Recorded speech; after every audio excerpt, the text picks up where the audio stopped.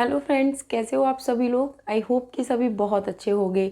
तो सीटेट 2024 यानी जिसका नोटिफिकेशन अभी आया हुआ है, जिसका एग्ज़ाम हमारा 21 जनवरी को 2024 को होने वाला है, उसके लिए जो हमारी क्लासेस हैं वो चल रही हैं सीडीपी और पेडागोजी की क्लास हैं, जो कि आपके पेपर फर्स्ट और पेपर सेकंड दोनों के लिए बहुत ज़्यादा बेनिफिशियल रहने वाली हैं।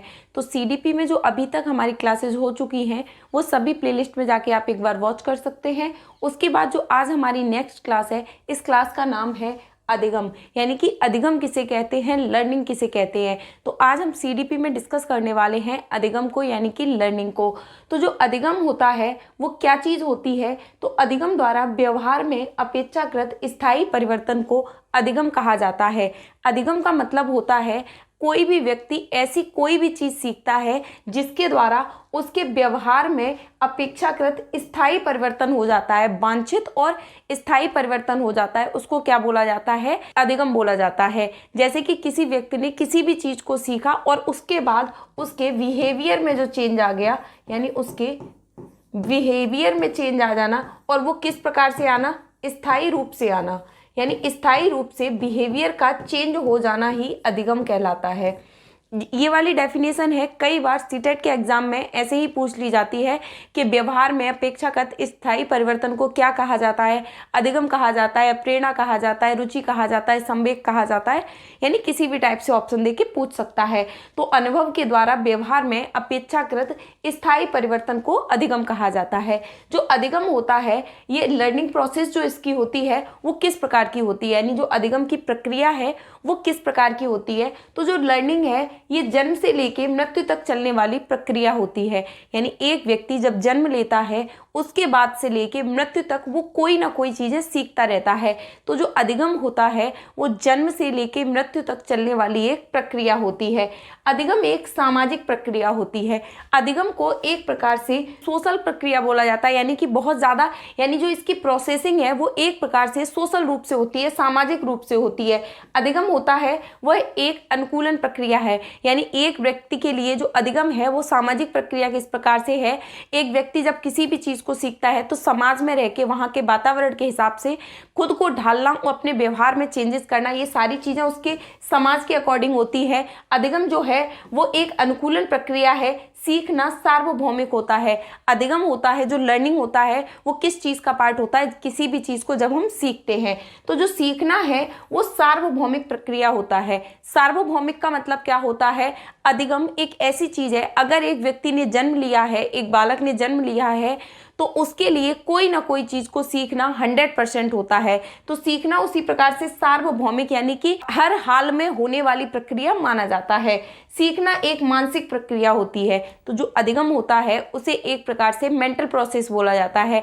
मेंटल प्रोसेस मतलब जब भी कोई व्यक्ति किसी भी चीज़ को सीखता है तो वो चीज़ें अपने दिमाग से, यानी चिंतन करके, विचार करके, उन्हें थॉट्स को अपने दिमाग में सीखना, यानी कि अपनी मेंटल प्रोसेसिंग की प्रक्रिया के आधार पर जब कोई चीज़ें सीखता है व्यक्ति, तो उसी प्रकार से जो लर्निंग होती है उसकी जो प्रोसेसिंग है वो मेंटल प्रोसेसिंग मानी जाती है। सीखना एक जटिल प्रक्रिया है। सीखना जटिल प्रक्रिया इसलिए माना जाता है कि जब भी हम किसी चीज़ को सीखते हैं तो उसे नॉर्मली बहुत आसानी से नहीं सीख सकते हैं। जैसे मानते हैं सीटेट के लिए पेडागोजी पढ़ते हैं, तो जो पेडागोजी चीज़ें हैं, यानी इसमें जो भी चीज़ें हम पढ़ते हैं उसके द्वारा हम अपने व्यवहार में किस प्रकार से चेंजेस कर सकते हैं, तो इसे एक प्रकार से पेडागोजी को नॉर्मली नहीं समझा जा सकता है। उसे सीखने के लिए आपको एफर्ट्स लगेंगे, आपको सीखने के लिए टाइम लगेगा, सीखने के लिए शिक्षण विधियाँ सीखनी पड़ेंगी, आपको बहुत सारी यानी कोशिशें करनी पड़ेंगी। तो जो सीखना है ये एक प्रकार से जटिल प्रक्रिया माना जाता है, यानी हार्ड प्रोसेस माना जाता है।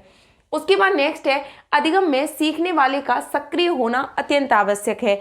जो अधिगम होता है उसमें एक व्यक्ति बहुत अच्छे से तभी लर्निंग कर पाएगा जब वह उसमें पूरी तरह से एक्टिव रहेगा। पूरी तरह से जब वो व्यक्ति एक्टिव रहता है तो उसकी जो लर्निंग प्रोसेस है वो बहुत ज़्यादा अच्छे से हो सकती है।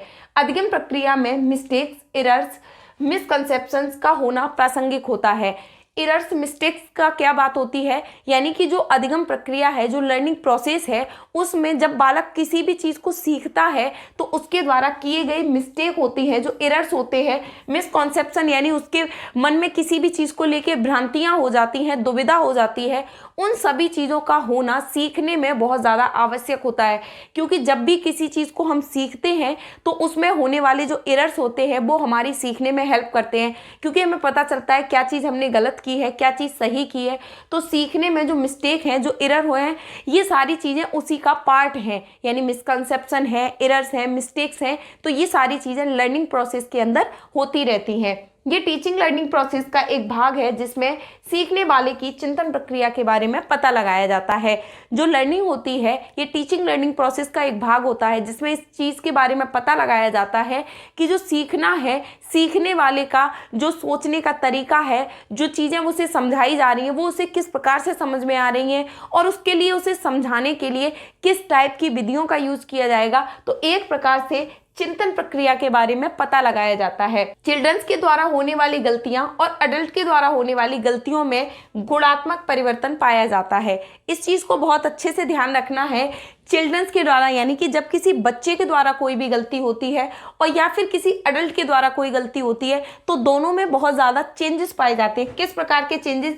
उसकी क्वालिटी में चेंजेस पाए जाते हैं, उसके गुण में, यानी कि उसकी क्वांटिटी में चेंजेस नहीं पाए जाते हैं। क्योंकि जब एक बालक किसी भी चीज़ को सीखता है तो जैसे कि हमारा दिमाग है या किसी छोटे बच्चे का दिमाग है तो वो क्वांटिटी में तो सेम रहेगा लेकिन क्वालिटी में उसके सीखने के तरीके में बहुत ज़्यादा चेंजेस होते हैं। यानी एक छोटा बच्चा होगा वो छोटे बच्चे की तरह सोच पाएगा, बड़ा अगर कोई वयस्क होगा तो वो बड़े लोगों की तरह सोच पाएगा। तो जो वयस्कों में और चिल्ड्रंस में यानी चिल्ड्रंस में और अडल्ट में जो सीखने की प्रक्रिया होती है उसमें क्वालिटी में चेंजेस होते हैं। इंग्लिश में आप याद रख सकते हैं, जैसे कि हिंदी में आप याद करोगे तो गुणात्मक परिवर्तन होते हैं ना कि मात्रात्मक, यानी जो उसमें चेंजेस पाए जाते हैं वो उसकी मात्रा में चेंजेस नहीं होते, गुणों में चेंजेस होते हैं। उसी प्रकार से क्वांटिटी में चेंजेस नहीं होते हैं, क्वालिटी में चेंजेस होते हैं। उसके बाद नेक्स्ट बात करते हैं जो अधिगम है उसकी क्या क्या विशेषताएं होती हैं। सामान्यतः हम सीखने को ही अधिगम मान लेते हैं, परंतु वास्तविक अर्थों में केवल सीखना ही अधिगम नहीं होता। सीखने के बाद यदि हमारे व्यवहार में स्थायी हो जाता है तो वह अधिगम कहलाता है। यानी कि किसी भी चीज़ को बहुत अच्छे से सीख लेना, उसके बारे में समझ लेना, उसके बारे में जान लेना ही अधिगम नहीं होता है। जैसे कि हमें पता चल गया सीटेट के लिए हमें पेडागोजी पढ़नी है तो इसे अधिगम नहीं बोला जाएगा। सीटेट के लिए हमें सीडीपी तैयार करनी है, ये भी अधिगम नहीं बोला जाएगा। अगर हम पेडागोजी को पढ़ते हैं सीटेट के लिए, फिर पेडागोजी में जो हमारे शिक्षण शास्त्रीय मुद्दे हैं यानी जो पेडागोजिकल पार्ट है उनको सीखने के बाद में हमें बहुत अच्छे से टीचिंग मेथड यूज़ करने आ जाते हैं। ये सारी चीज़ें अगर हम किसी बच्चे को कोई चीज़ें सिखा रहे हैं तो उसे किस प्रकार से सिखा सकते हैं, अगर ये सारी चीज़ें हमारे व्यवहार में परिवर्तन कर देती हैं तो वो अधिगम माना जाएगा। या किसी चीज़ के बारे में जानकारी ले लेना अधिगम नहीं होता, उसके द्वारा हमारे बिहेवियर में क्या चेंज हुआ है उसको अधिगम बोला जाता है। अधिगम की कुछ विशेषताएं होती हैं, वो क्या होती हैं? अधिगम अनुभवों का परिणाम होता है। अधिगम सदैव अर्जित व्यवहार होता है। जो अधिगम होता है वो बच्चे को जन्मजात नहीं होता है, वह हमारे इस समाज में आकर के समाज के जो यानी जो सोशल के नियम कायदे कानून है उनके द्वारा वहाँ से एडप्ट करके यानी कि बहुत सी चीज़ें अर्जित करके अपने व्यवहार में जो चेंजेस करता है उसे अधिगम बोला जाता है। अधिगम है वो सार्वभौमिक होता है। अधिगम कार्य व परिणाम है। अधिगम उत्पादन है। अधिगम अनुभवों का संगठन है। अधिगम आदतों के निर्माण के लिए एक प्रगति है, यानी व्यक्ति को अधिगम सीखने के दौरान उसमें कौन कौन से बिहेवियर में चेंज हो रहे हैं, कौन कौन सी आदतों का निर्माण हो रहा है, ये सारी चीज़ें किस में आएंगी? अधिगम के अकॉर्डिंग आएंगी। अधिगम से व्यवहार में परिवर्तन हो जाता है, यानी कि बिहेवियर में चेंज होना भी अधिगम कहलाता है। उसके बाद नेक्स्ट बात करते हैं अधिगम की अवस्थाएं, यानी जो अधिगम होता है उसकी कौन कौन सी अवस्थाएं होती हैं। तो कोई भी बालक सीखने के दौरान एक समान गति से नहीं सीखता है और वही सीखने के अलग अलग लक्षण प्रकट करता है। उसके सीखने में उतार चढ़ाव आना अधिगम की अवस्थाएं कहलाता है। यानी कि जो एक बालक होता है वो जन्म से लेकर मृत्यु तक यानी जो भी चीज़ें सीखता है वो समान गति से तो सीख नहीं पाता है। उसकी जो सीखने की प्रक्रिया होती है उसमें उतार चढ़ाव आते रहते हैं। उतार चढ़ाव का मतलब होता है जैसे कि प्रारंभिक अवस्था में जो चीज़ें सीखेगा वो मध्य अवस्था में नहीं सीखेगा, जो चीज़ें वो मध्य अवस्था में सीखेगा वो अंतिम अवस्था में नहीं सीखेगा। प्रारंभिक अवस्था, मध्य अवस्था और अंतिम अवस्था का क्या मतलब है? जैसे कि प्रारंभिक अवस्था में यानी एक बालक जब शैशवावस्था में कोई चीजें सीखता है तो उन चीजों की जो क्वांटिटी होती है इसमें बहुत ज़्यादा परिवर्तन देखने के लिए मिलता है। यानी एक बालक बहुत छोटा होता है तो उसमें जो चीज़ें वो सीखता है तो उसकी क्वांटिटी में, उसकी क्वालिटी में बहुत ज़्यादा चेंजेस होते हैं। जब एक बालक मध्य अवस्था में आ जाता है, यानी कि इसको बोला जा सकता है एक बालक जब बाल्यावस्था में होता है तो उसके सीखने की प्रक्रिया, यानी जो उसकी सीखने की, जो उसे गेन करने की जो क्षमता है उसमें चेंजेस आ जाते हैं। यानी कि जैसे शैशवावस्था में बालक बहुत मतलब जब बोलना सीखता है, हल्का फुल्का हाँ हूँ कर पाता है, उसके बाद में बालक एक दो अक्षर कहना सीखता है, यानी एक दो वर्ड कहना सीखता है। मध्य बाल्यावस्था में, यानी जब मध्य अवस्था में आता है, जब बाल्यावस्था में बालक आ जाता है तो वो एक दो शब्द बोलने लगता है, फिर धीरे धीरे थोड़े थोड़े छोटे छोटे वाक्य बोलने लगता है। और उसके बाद होती अंतिम अवस्था, जैसे कि एक बालक किशोरावस्था में आ गया, जैसे कि एक बालक किशोरावस्था में आ गया तो उसकी क्वांटिटी, क्वालिटी सभी चीज़ों में एक प्रकार से चेंजेस हो जाएगा। तो जो चीज़ें बालक प्रारंभिक अवस्था में सीखेंगे वो मध्य अवस्था में नहीं सीखेंगे, यानी उससे ज़्यादा सीखेंगे। और जो चीज़ें मध्य अवस्था में सीखेंगे तो अंतिम अवस्था में, यानी कि औपचारिक अवस्था में, जो किशोरावस्था होती है उसमें उसके सीखने की, उसके समझने की हर चीज़ में बहुत ज़्यादा चेंजेस देखने के लिए मिलेंगे। उसके बाद नेक्स्ट बात करते हैं कि अधिगम को प्रभावित करने वाले कारक कौन कौन से होते हैं। ऐसे कौन कौन से कारक हैं जो बालक के अधिगम को प्रभावित करते हैं। तो अधिगम से, यानी जो विद्यार्थी होता है, जो चिल्ड्रन होता है, उससे रिलेटेड कौन से कारक होते हैं, सबसे पहले उन्हें डिस्कस करेंगे कि ऐसे विद्यार्थी ऐसी क्या चीजें करते हैं जिनके द्वारा उनके सीखने में, उनके समझने में बहुत ज्यादा उसका प्रभाव पड़ता है, अच्छा या बुरा। दोनों प्रकार से, नेगेटिव और पॉजिटिव, हर चीज के दो पहलू होते हैं। हर चीज का जैसे प्रभाव पड़ेगा तो वो नेगेटिव या पॉजिटिव दोनों प्रकार से पड़ सकता है। जैसे बालक का शारीरिक रूप से एक बालक स्वस्थ नहीं है, तो जब बालक का शरीर स्वस्थ नहीं होगा, जैसे कि एक कहावत है, स्वस्थ शरीर में ही स्वस्थ मस्तिष्क का विकास होता है, उसी प्रकार से अगर बालक की बॉडी ठीक नहीं है, यानी वो फिजिकली ठीक नहीं है, तो बालक की मेंटल हेल्थ भी ठीक नहीं रहेगी। अगर बालक का मेंटल डेवलपमेंट ठीक से नहीं हो पाता है, उसका आईक्यू लेवल बहुत कम है, बालक की जो सीखने की गति है वो बहुत स्लो है, तो इन सभी माध्यमों का भी बालक के सीखने पे बहुत ज़्यादा प्रभाव पड़ता है। बालक का इंटरेस्ट किस चीज़ में है और हम पढ़ा किस चीज़ को रहे हैं, उसे समझा किस चीज़ को रहे हैं, इसका भी प्रभाव बालक के सीखने पर बहुत ज़्यादा पड़ता है। इमोशंस होते हैं, बालक के संवेग होते हैं, इसका भी बालक की जो सीखना होता है उस पर प्रभाव पड़ता है। अब जो हर व्यक्ति के अंदर इमोशंस पाए जाते हैं, यानी कि संवेग पाए जाते हैं। अब वो संवेग हैं वो पॉजिटिव भी हो सकते हैं और निगेटिव भी हो सकते हैं, यानी ये जो संवेग है ये पॉजिटिव और निगेटिव भी हो सकते हैं। जब बालक में किसी भी चीज़ को लेके होप होगी, किसी भी चीज़ को लेके आशा होगी, किसी भी चीज़ को लेके वो बहुत ज़्यादा इंटरेस्ट दिखाएगा, तो उसके अंदर जो संवेग विकसित होंगे वो पॉजिटिव विकसित होंगे। किसी चीज़ को लेके अगर उसने सीख लिया कि मान लो सीटेट को ही लेके सोच लेते हैं कि मान लो हमें ये सीटेट क्लियर करना है और मेरा 100, मैं ये चीज़ें इस प्रकार से स्ट्रेटजी बनाऊंगा और उसके बाद में मेरी ये चीज़ें कवर हो जाएंगी और मैं 100% सीटेट क्लियर कर लूंगा। तो ये एक प्रकार से पॉजिटिव संवेग हो गया, पॉजिटिव इमोशंस हो गया। तो बालक का जो रिजल्ट होता है वो भी कई हद तक पॉजिटिव देखने के लिए मिलता है। वहीं अगर एक बालक कुंठा का शिकार हो जाता है, वहीं एक बालक में हीन भावना विकसित हो जाती है, तो वो एक कैसे संवेग होते हैं, जैसे कि बालक का डर है, भय है, चिंता है, क्रोध है, ये सारी चीजें किस में आएंगी, नेगेटिव वे में आएंगी। तो बालक के जो उन चीजों से आने वाले रिजल्ट्स हैं वो भी नेगेटिव ही रहेंगे। और अगर बालक में होप है, उत्साह है, ये सारी चीजें हैं, तो ये सब किस में आएंगे, पॉजिटिव में आएंगे। तो बालक का जो रिजल्ट है, सीखने का जो रिजल्ट है वो भी पॉजिटिव ही आएगा।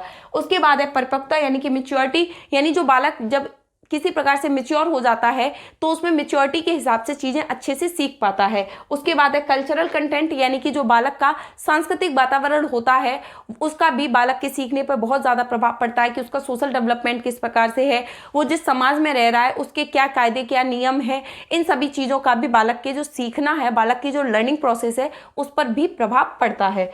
उसके बाद नेक्स्ट बात करते हैं शिक्षक संबंधी, यानी एक टीचर से रिलेटेड ऐसे कौन से कारक होते हैं जिसका बालक के सीखने पर बहुत ज़्यादा प्रभाव पड़ता है। सबसे पहले बात करते हैं विषय के ज्ञान की। अगर एक टीचर जिस सब्जेक्ट को पढ़ा रहा है उसका उसे बहुत अच्छे से नॉलेज है तो वो बालकों को वो चीज़ें बहुत अच्छे से समझा पाएगा और बालक भी उस चीज़ को बहुत इंटरेस्ट से पढ़ पाएंगे। तो एक अध्यापक को सबसे पहले अपने सब्जेक्ट की पूरी नॉलेज होनी चाहिए, तभी वो बच्चों को उस चीज़ को बहुत अच्छे से समझा पाएगा। उसके बाद है विभिन्नता का ज्ञान, यानी एक अध्यापक को अगर विभिन्नता का ज्ञान नहीं है, ये पॉजिटिव और निगेटिव दोनों प्रकार से हो सकते हैं। अगर एक टीचर किसी बालक के डिफरेंसेस को पता नहीं लगा पाते हैं कि बालक में क्या क्या डिफरेंसेस हैं, कौन सा बालक बहुत जल्दी सीख सकता है, कौन से बालक का आईक्यू लेवल कम है, कौन सा बालक धीमे धीमे सीखता है, कौन सा बालक धीमे लिख पाता है, अगर उसे उसके डिफरेंसेस का नहीं पता है तो टीचर की गलती है, तो उसका भी उसके सीखने पर, बालक के सीखने पर प्रभाव पड़ेगा। बालक पर ध्यान देना ये भी एक अध्यापक के लिए बहुत ज़्यादा जरूरी हो जाता है। गुड टीचिंग मेथड, यानी एक अध्यापक अगर बहुत अच्छे टीचिंग मेथड यूज़ करेगा तो बालक को सिखाने में, बालक को समझाने में, बालकों को जो चीज़ें वो समझाना चाहता है, अगर वो अच्छे टीचिंग मेथड यूज़ करता है तो बालकों को जो चीज़ें वो समझाना चाह रहा है उसे बहुत अच्छे से बता पाएगा, समझा पाएगा। पेडागोजिकल अप्रोच, यानी कि शिक्षण शास्त्रीय जो मुद्दे होते हैं, यानी एक टीचर होता है, बालकों को जब कोई चीज़ें पढ़ाता है तो उसे उसके टीचिंग मेथड बहुत अच्छे से आने चाहिए कि किस प्रकार से मैं ऐसी क्या चीज़ें करूं कि जो चीज़ें मैं बालकों को सिखा रहा हूं उसे बच्चे बहुत अच्छे से समझ पाएँ। तो उसे अपने पेडागोजिकल अप्रोच के बारे में भी पूरी जानकारी होनी चाहिए। उसके बाद थर्ड डिपेंड करता है हमारे पर्यावरण पर। हमारा पर्यावरण कैसा है, हम जिस वातावरण में रह रहे हैं वो कैसा है, ये चीज़ भी बालक के विकास पर बहुत ज़्यादा प्रभाव डालती है। जैसे कि अगर हम किसी स्वच्छ वातावरण में रह रहे हैं तो बालक का जो विकास है वो भी बहुत अच्छे से हो पाएगा। अगर आसपास का माहौल बहुत अच्छा है, पास पड़ोस का माहौल बहुत अच्छा है तो बालक का विकास बहुत अच्छे से हो सकता है। वहीं माहौल बहुत गंदा है, लोग गालियां दे के बात कर रहे हैं, आसपास के माहौल में लड़ाई झगड़े हो रहे हैं, आसपास शोर शराबे वाली स्थिति बनी हुई है, तो इसमें अगर उसे बहुत अच्छा वातावरण नहीं मिल पाएगा तो ये चीज़ भी बालक की लर्निंग प्रोसेस को बहुत ज़्यादा डिफॉल्ट की तरह यूज़ करते हैं, यानी लर्निंग प्रोसेस में ये भी चीज़ें बाधा बनती हैं। विद्यालय का वातावरण भी एक बालक की लर्निंग में बहुत ज़्यादा बाधा बनता है। जैसे कि विद्यालय का माहौल अगर अच्छा है तो बालक का विकास बहुत अच्छे से होगा, अगर विद्यालय का माहौल बहुत अच्छा नहीं है तो वो भी उसके विकास में बाधा बन जाएगा। कक्षा का वातावरण अच्छा होना चाहिए, आस पड़ोस का वातावरण अच्छा होना चाहिए, परिवार का वातावरण बहुत अच्छा होना चाहिए। परिवार की बालक के सीखने में महत्वपूर्ण भूमिका मानी जाती है। जैसे कि अभी हमने सोशलाइजेशन में पढ़ा था, जो बालक की प्रथम पाठशाला होती है वो परिवार को माना जाता है।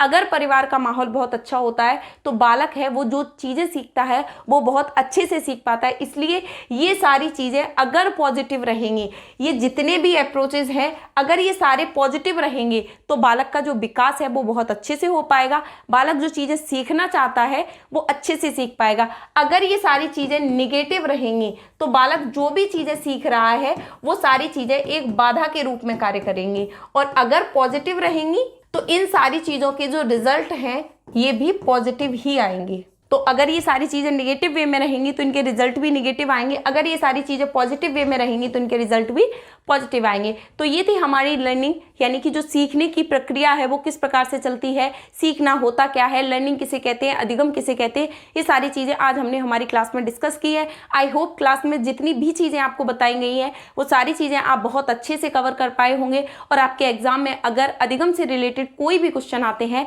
चाहे पेपर फर्स्ट हो सीटेट का, चाहे पेपर सेकेंड हो, दोनों में सीडीपी और पेडागोजी से आने वाले क्वेश्चन आई होप कि आप लोग गलत नहीं करेंगे और आप लोगों को समझ में बहुत अच्छे से आ पाया होगा। क्लास को ज़्यादा से ज़्यादा शेयर कीजिए ताकि आपके लिए ऐसी ही बेनिफिशियल वीडियोस और आ सके। आई होप आप लोगों को बहुत अच्छे से क्लासेस पसंद आई होगी, आप लोगों के एग्जाम के लिए बेनिफिशियल रहेगी। सीटेट के एग्जाम के लिए सभी को बेस्ट ऑफ लक। अभी से बहुत अच्छे से तैयारी कीजिएगा। सीडीपी की और पेडागोजी की आपकी तैयारी इतनी कंप्लीट करा दी जाएगी कि आपको इससे ज़्यादा एक्स्ट्रा में कोई भी चीज़ नहीं पढ़नी पड़ेगी। इसके बाद में जैसे ही हमारी थ्योरी कंप्लीट होती है वैसे ही आपको आपकी मैराथन क्लासेस भी दे दी जाएंगी, और उसके बाद में आपके PYQ प्लस मॉक टेस्ट भी कंप्लीट करा दिए जाएंगे। आई होप क्लास आपको पसंद आएगी। तो आज के लिए हमारे अधिगम के चैप्टर में फिलहाल इतना ही। Thank you.